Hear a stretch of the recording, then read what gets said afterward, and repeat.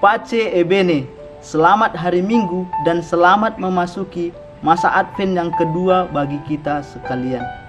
Bapak, Ibu, saudara-saudari yang dicintai Tuhan, seandainya kalian sedang dalam perjalanan menuju tempat kerja, sekolah, atau tempat-tempat lainnya, tiba-tiba seseorang menghampiri kalian dan berkata, "Bertobatlah." Apa yang akan kalian pikirkan atau yang kalian lakukan? Mungkin sebagian akan berpikir, orang ini kurang waras. Atau di sisi lain, kalian mungkin akan terdiam sejenak sambil menggaruk-garuk kepala karena merasa perkataan orang tersebut ada benarnya, lalu pergi mengabaikannya. Saudara-saudari yang terkasih, apa yang dilakukan seseorang dalam cerita singkat di atas diperbuat oleh Yohanes Pembaptis dalam Injil yang kita dengarkan hari ini. Yohanes Pembaptis menyeru-nyerukan ajakan pertobatan kepada semua orang yang ia temui di seluruh daerah Yordan. Yohanes menyerukan pertobatan kepada semua orang, termasuk orang Farisi dan ahli Taurat yang ada di jalan-jalan, untuk mempertontonkan kehidupan keagamaan mereka agar terlihat saleh walaupun sebenarnya berbanding terbalik. Bagi Yohanes, bertobat dan memberi diri dibaptis merupakan hal yang penting untuk kita sebagai persiapan atau menyambut kedatangan kelahiran Tuhan. Yohanes menegaskan betapa pentingnya sakramen pengakuan atau pertobatan dan sakramen pembaptisan dalam hidup.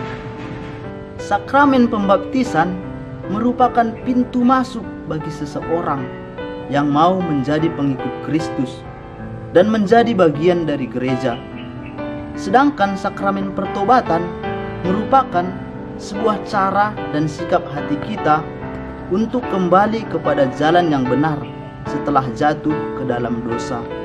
Pada masa ini, manusia kerap merasa tidak berdosa dengan segala aspek kehidupan yang ia miliki. Kita akan sering bertanya, "Bertobat? Saya sudah bertobat kok. Saya rajin ke gereja. Saya melayani banyak orang dengan sepenuh hati. Saya mencintai suami atau istri saya. Saya merawat dan mendidik anak-anak saya. Saya rajin ke sekolah. Saya hormat terhadap orang tua saya. Saya rajin berdoa dan membaca Alkitab." Pertobatan itu hanya untuk mereka yang ada di penjara karena kena kasus korupsi dan sebagainya. Pertobatan itu hanya berlaku untuk seorang pembunuh. Pemikiran-pemikiran seperti inilah yang selalu ada dalam benak kita, sehingga kita merasa tidak berdosa. Kata bertobat mendatangkan rasa tidak nyaman bagi banyak orang, sebab bertobat itu identik dengan kelemahan. Sementara tidak ada satu orang pun manusia yang mau dianggap lemah. Kita selalu mencari alibi terhadap semua kesalahan yang kita perbuat. Padahal tobat artinya adalah sembuh. Dalam hal ini kita akan bertanya, memangnya kita sakit? Ya, kita sakit karena dosa.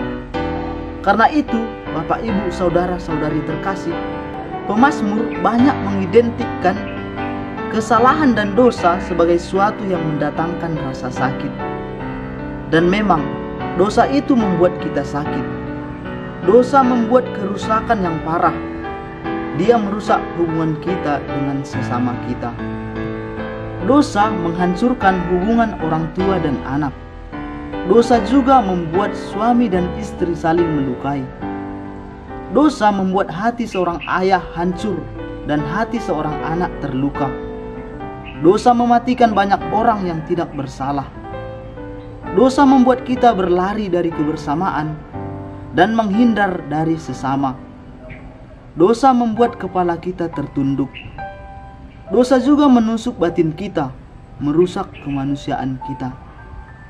Dosa menghilangkan damai sejahtera. Damai yang ada pada manusia berdosa didapat dari kesenangan duniawi, hiburan duniawi, tetapi semuanya itu semu dan hampa. Disadari atau tidak, bahwa kelemahan manusiawi kita kadang bahkan sering membawa kita kepada dosa dan maut. Namun kesadaran iman kita untuk bertobat sangat penting untuk kita lakukan. Pertobatan merupakan jalan bagi kita untuk kembali kepada Allah setelah kita mengalami kesesatan dan kesesakan oleh dosa. Tuhan dapat meraja dan lahir dalam diri dan hidup kita jika kita kembali memurnikan mata hati kita yang telah keruh oleh dosa. Sakramen pertobatan itu ibarat air yang bersih untuk membersihkan atau menghilangkan kotoran yang sempat menodai baju kehidupan kita. Saudara-saudari yang terkasih, seruan Yohanes dalam menantikan kedatangan Tuhan hendaknya menjadi perhatian bagi kita dalam masa penantian ini. Pertobatan adalah kunci dari hidup beriman, sehingga pertobatan merupakan wujud kesiapan batin kita menyambut kedatangan Juru Selamat.